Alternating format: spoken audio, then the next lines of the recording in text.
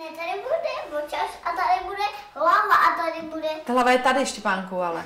Ne, Víš co, a ty by si měl malovat třeba travičku dole, zase přece jenom to pak někdo bude mít třeba na zdi. Tak teď maluje Štěpán Matonoha. To bych nedělal. Tak ho hlídej, mami. No, i děti se toho trošku bály a... Ne? Nebude vidět ta šťupka. Děláš blbost, Luciane.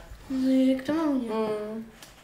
Strašně tmavej ten má vnitřek, ten cylindr. Tak to udělej černě trošku. To, ne, udělej ho světlejc, je to blbý. Z dálky to vůbec není poznat, že to je...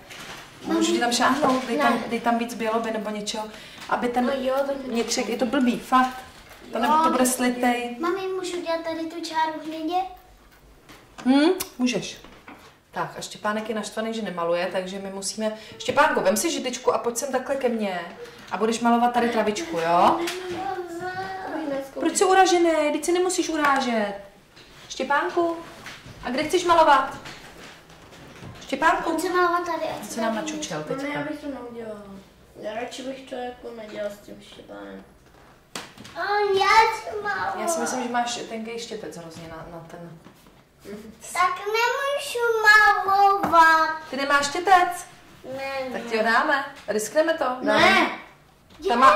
No. Co mě otře? Sára má dyni. Ty jsi si rozhodla, že jdeš do dyně. Já chci tady malovat. Pojď ze židlí, takhle. Tak. Já tady nemůžu malovat. Stoupni si nahoru, ať se vidět. Tak, Místo. není, tady úžasný místo. Ne, já jsem si říkal,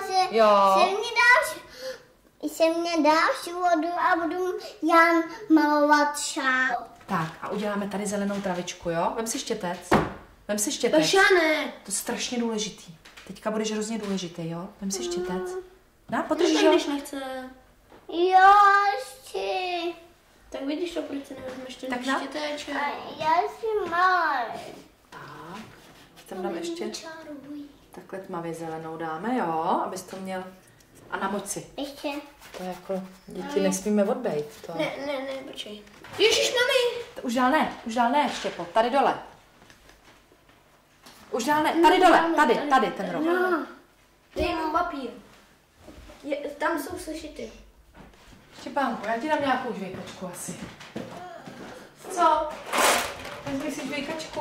A já si malovat na to. No jo. Pojď sem. Cihla symbolizuje hlavně slovo domov, jo?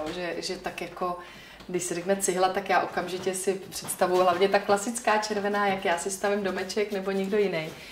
A tak to pod tím vidím, takže si myslím, že to je úžasná symbolika tady v tom, že opravdu na ty cihly se maluje a píše a ty cihly se kupujou. Takže neřekne se jenom cihla, že bych viděla cihlu, ale opravdu v tom vidím domeček a domov a tak nějakou budoucnost.